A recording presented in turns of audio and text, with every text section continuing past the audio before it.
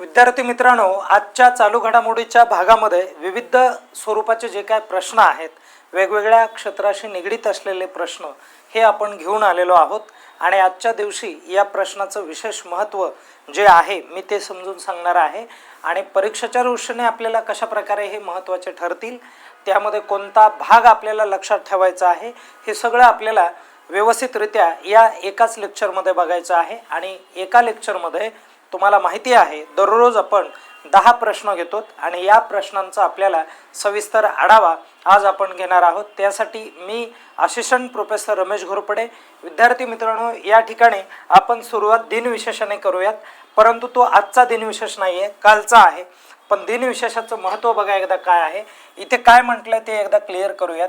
जागतिक जल दिन जो 2026चा आहे आणि 2026 या वर्षामध्ये जागतिक जलदिन जो आहे, हा जलदिन किंवा या जलदिनाची जी काय थीम आहे ही परीक्षेमध्ये विचारली जाते आपल्याला. तर त्याचं करेक्ट उत्तर काय आहे बघा, वॉटर अँड क्लायमेट चेंज ही या वेळेसची काय आहे थीम आहे. आणि बघा, वॉटर म्हणजे पाणी आणि क्लायमेट चेंज म्हणजे हवामान बदल, अशा पद्धतीची आपल्याला थीम इथे लक्षामध्ये ठेवायची. हा एक घटक किंवा हा जो पॉईंट आहे, हा पॉईंट परीक्षेच्या दृष्टीने महत्त्वाचा आहे, म्हणून तुम्हाला लक्षात ठेवायचा आहे. पुढे बघा, तर हा जो दिवस आहे, या दिवसाची सुरुवात जी आहे किंवा या दिनाची सुरुवात ही कोणत्या संघटनेने केलेली, युनायटेड नेशनने केलेली. आणि युनायटेड नेशनची स्थापना ही 1945ला आहे, हे देखील तुम्हाला क्लिअर करून घ्यावं लागेल. समजलं सर्वांना. आणि या दिवसाला आपण इंग्लिशमध्ये वर्ल्ड वॉटर डे म्हणून साजरा करतो. ओके, आणि याचं महत्त्व काय आहे ते समजून घेऊयात. पाण्याचं संवर्धन केलं पाहिजे आणि त्याचबरोबर त्याचा शाश्वत वापर केला पाहिजे. शाश्वत म्हणजे चिरकाळ टिकणारा हा जो वापर आहे, हा वापर असला पाहिजे आपला. त्यानंतर पुढे काय म्हटलंय बघा, स्वच्छ पिण्याच्या पाण्याबाबत लोकांमध्ये जागरूकता निर्माण व्हावी.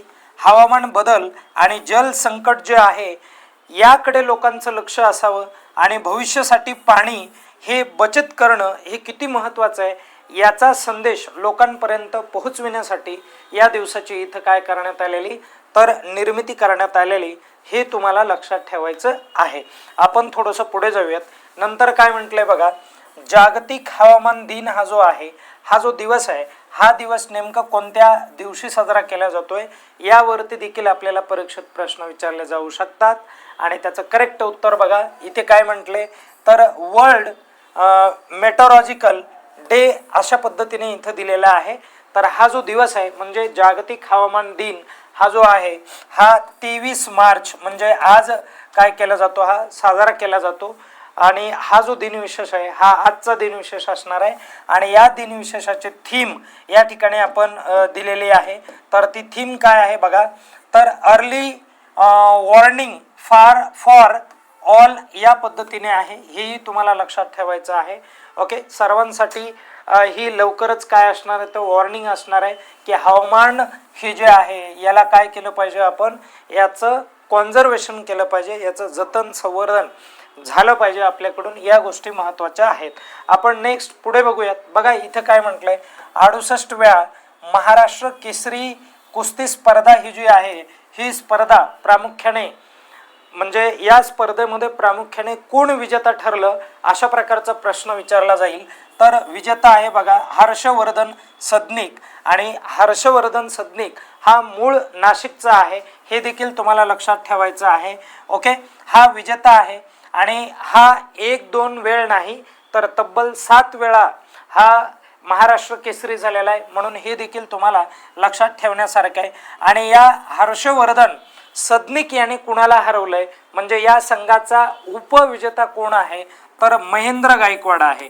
कोण आहे, महेंद्र गायकवाड. आणि हा महेंद्र गायकवाड जो आहे बघा, गायकवाड सोलापूरचा आहे मित्रांनो, हा उपविजेता ठरलेला आहे, हे देखील लक्षात राहू द्या. याचं करेक्ट उत्तर हे आहे.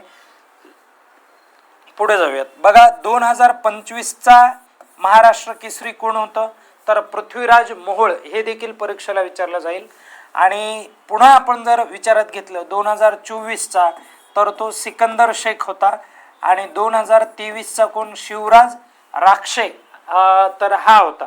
2023 2023. ओके, लक्षात राहील सर्वांना. पुढे आता बघा या ठिकाणी ही एक लक्षात राहू द्या बघा की महाराष्ट्र कुस्ती परिषद जी आहे, ओके, कुस्तीगार परिषद, या परिषदेचे अध्यक्ष कोण आहेत? तर रामदास तडक हे आहे. रामदास तडक, तडस असं नाव आहे ते, हे आहेत. लक्षात राहू द्या, या गोष्टी महत्त्वाच्या आहेत. कळालं सर्वांना? तर ॲटलिस्ट एवढं तरी आपल्याला माहिती पाहिजे आहे. आपण पुढे जाऊयात. नंतर बघा पुढे काय म्हटलं आहे, 2026चा पुण्यभूषण हा जो पुरस्कार आहे, हा पुरस्कार कोणाला जाहीर झाला? आणि विद्यार्थी मित्रांनो लक्षात ठेवा, पुण्यभूषण संस्थेच्या माध्यमातून दिला जाणारा हा पुरस्कार आहे.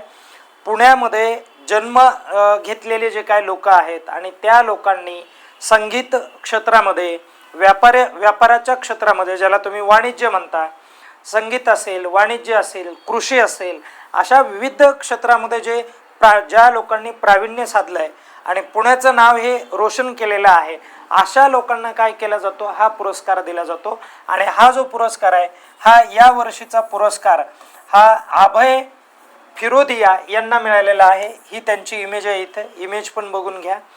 हे महत्त्वाचं आहे आणि हे उद्योजक आहेत, हे देखील लक्षात राहू द्या. आणि यांनी जर्मनी आणि भारत यांच्याबरोबर जे काय व्यापारी संबंध हे देखील चांगल्या पद्धतीने काय केलेले, डेव्हलप केलेले आहेत. म्हणून तोही मुद्दा लक्षात राहू द्या. आपण थोडंसं पुढे जाऊयात.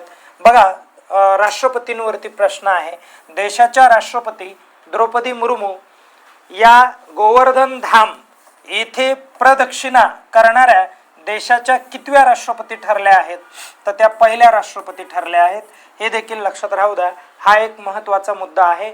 प्रदक्षिणा करणाऱ्या 21 किलोमीटरची प्रदक्षिणा होती, म्हणून हे पण तुम्हाला या ठिकाणी क्लिअर करून घेणं गरजेचं आहे. आपण थोडंसं पुढे जाऊयात. नंतर काय म्हटलंय बघा, ग्लोबल टेररिझम इंडेक्स जो 2026 मध्ये नुकताच काय झाला, पब्लिश झाला.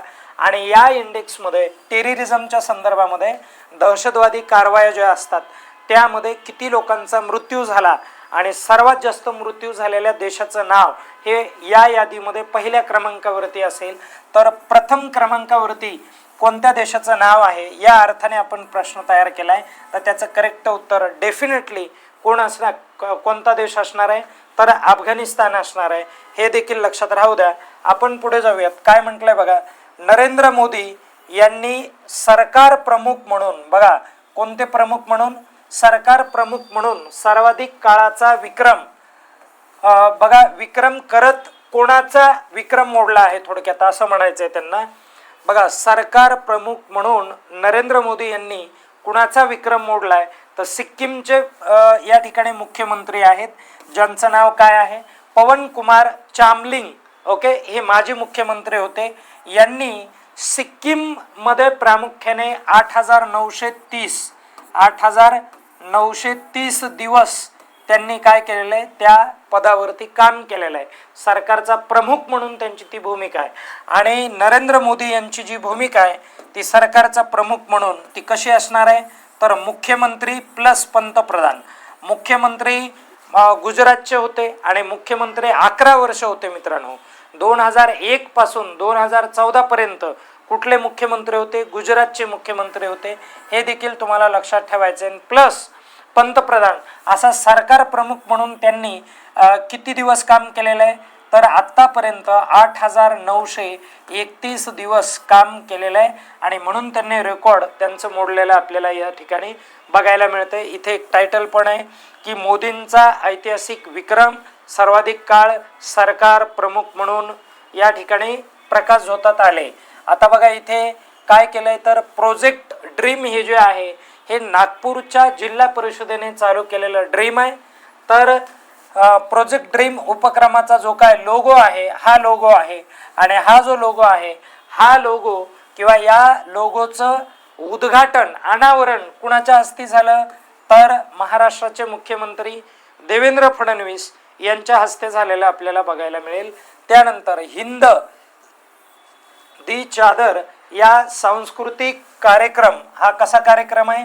सांस्कृतिक कार्यक्रम कुणाच्या शहीदीच्या 350व्या वर्षानिमित्त आयोजित करण्यात आला, तर हे इथं त्यांचं उत्तर आहे श्री गुरु तेज बहादूर. श्री गुरु तेज बहादूर हे तुम्हाला लक्षात ठेवायचं आहे. शिखाचे गुरु आहेत हे देखील कळालं पाहिजे सर्वांना. पुढे जाऊयात. बघा, सोसायटी अचिव्हर्स ही एक म्हणजे मॅगझिन आहे, नियतकालिक आहे. आणि या नियतकालिकेवरती कुणाचा फोटो दिलेला आहे, तर फ्रंट फोटो जो आहे तो पंकजा मुंडे यांचा आहे, हे देखील लक्षात राहू द्या. आणि त्यांचा गौरव काय म्हणून केलाय, there is no substitute for ethical leadership. अशा पद्धतीने त्यांच्या राजकीय कार्याचा गौरव केलेला या ठिकाणी आपल्याला बघायला मिळेल, हेही लक्षात राहू द्या. अशा प्रकारे हे काय आहे, तर सोसायटी अचिव्हर्स नावाचं एक मॅगझिन आहे आणि त्याच्या फ्रंट पेजवरती कुणाचा फोटो आहे हे तुम्हाला कळालं पाहिजे. आता पुढे जाऊयात. काय म्हटलंय बघा, इंडियन ओपन स्क्वॅश स्पर्धा 2026 मध्ये पुरुष गटातील विजेतेपद कुणाला मिळालं, पुरुष गटातील म्हणायला बरं का. आणि हे जे ऑप्शन आहेत हे ऑप्शन जरा चुकीचे दिलेत, महिलांचे ऑप्शन दिलेत. तर पुरुष गटामध्ये इथं मी उत्तर दिले डायरेक्ट. ओके, हे इकडे क्लिअर करा. पुरुष गटामध्ये कुणाला विजय मिळाला, तर अभय सिंग याने काय केलेलं आहे, तर या गटामध्ये विजय प्राप्त केलेला आहे. म्हणून हे देखील लक्षात राहू द्या. बघा, एक क्वॅश स्पर्धा आहे बघा, क्वॅश. ओके, आणि या स्पर्धेमध्ये महिलांचा विचार केला तर अनाहत सिंग हिने काय केलेलं आहे, विजय प्राप्त केलेला आहे. या स्पर्धेची आवृत्ती दुसरी होती, ठिकाण मुंबई होतं. आणि कधी आयोजन झालं होतं, तर 18 ते 22 मार्चमध्ये. आणि आयोजक कोण होते, तर प्रोफेशनल क्वॅश असोसिएशन या संघटनेने ही स्पर्धा आयोजित केली होती. हे देखील तुम्हाला लक्षात ठेवायचं आहे. अशा प्रकारे जे प्रश्न असतात हे प्रश्न आपल्याला परीक्षेला विचारले जातात. या ठिकाणी आपल्याला थांबायचं आहे. इथपर्यंत जेवढे काय प्रश्न सांगितलेत ते व्यवस्थितरित्या बघून घ्यायचे. काय अडचण आल्यानंतर डेफिनेटली आमच्याशी तुम्ही काय करा, संपर्क साधा. धन्यवाद.